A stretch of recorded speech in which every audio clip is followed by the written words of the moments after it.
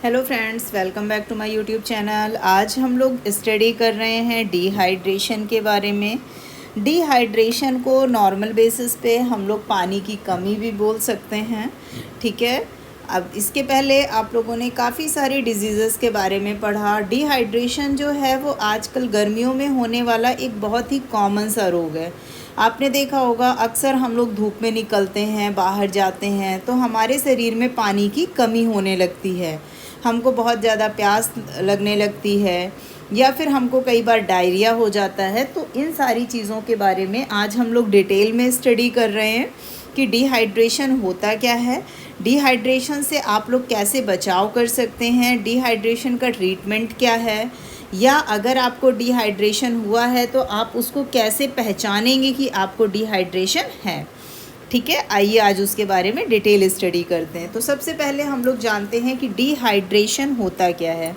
तो देखिए, डिहाइड्रेशन जो होता है इसका मतलब होता है हमारे शरीर में पानी की कमी होना। तो जब हमारे शरीर में पानी की कमी हो जाती है तो उसको हम लोग क्या बोलते हैं, डिहाइड्रेशन। देखिए, डिहाइड्रेशन जो टर्म है वो दो वर्ड से मिलकर बना है, डी और प्लस हाइड्रेशन, ठीक है। हाइड्रेशन का मतलब क्या होता है, पानी। हाइड्रेशन का मतलब क्या हो जाएगा, पानी। और डी का मतलब कमी, यानी कि जब पानी की क्या हो जाएगी, कमी हो जाएगी या पानी कम हो जाएगा तो उसको हम लोग डिहाइड्रेशन कह देते हैं। अब आपको अगर उल्टी आ रही है, डायरिया हो गया है या फिर ज़्यादा मात्रा में पसीना आ रहा है, जलन हो रही है, किडनी ख़राब हो गई है, या फिर डायूरेटिक का मतलब हो गया कि आप कुछ ऐसी मेडिसिन्स यूज़ कर रहे हैं तो उनके कारण भी आपको डिहाइड्रेशन हो सकता है। देखिए, जैसे आपको बहुत ज़्यादा उल्टी आएगी तो बहुत ज़्यादा उल्टी आने में आपके शरीर का जो पानी है वो क्या हो जाएगा, निकल जाएगा। जब पानी निकल जाएगा तो निकलने की वजह से आपके शरीर में पानी की कमी हो जाएगी।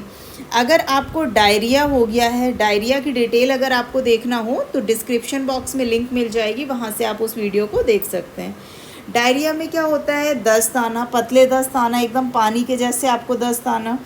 तो डायरिया में भी आपकी पानी की कमी हो सकती है। या आपको बहुत ज़्यादा गर्मियों में, जैसे आप बहुत ज़्यादा बाहर रह रहे हैं या बहुत ज़्यादा ऐसे काम कर रहे हैं जिससे आपको स्वेटिंग यानी कि पसीना बहुत ज़्यादा निकल रहा है, तो वहाँ पे भी आपको डिहाइड्रेशन होने के चांसेस हैं।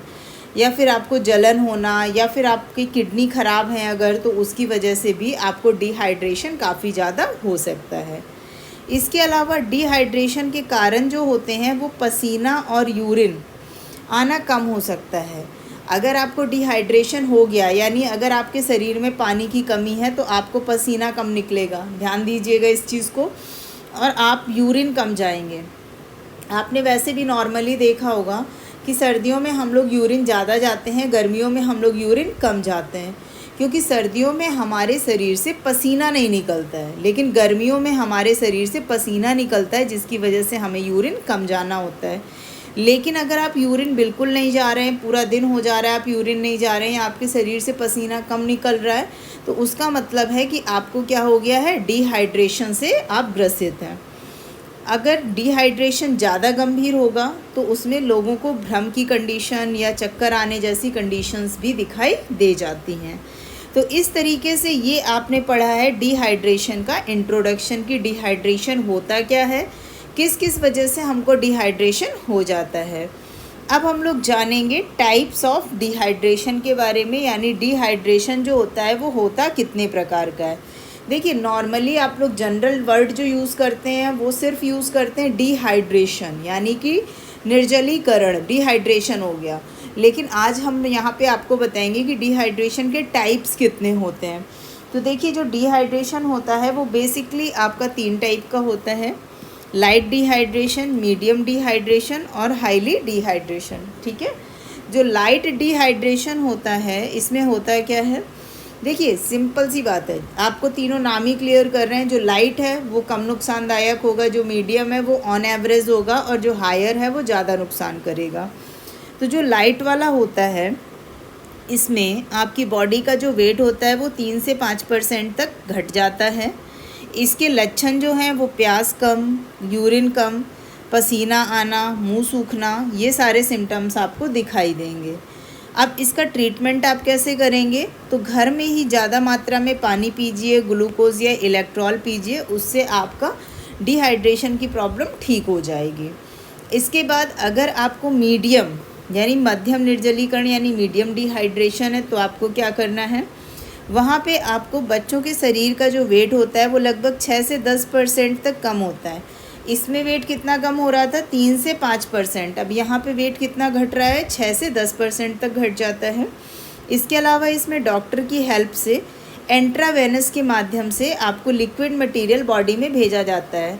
आपने देखा होगा जब किसी के शरीर में पानी की ज़्यादा कमी हो जाती गर्मियों में, तो डॉक्टर उसको क्या कर देते हैं, सलाइन या फिर ड्रिप लगा देते हैं।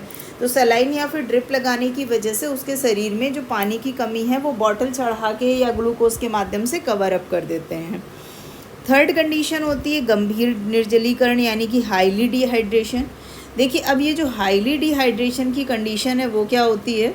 तो हाईली डिहाइड्रेशन में होता क्या है, बच्चों का जो बॉडी वेट है वो 10% से ज़्यादा कम हो जाता है। यहाँ पे जो बॉडी वेट है वो 10% से ज़्यादा घट जाएगा।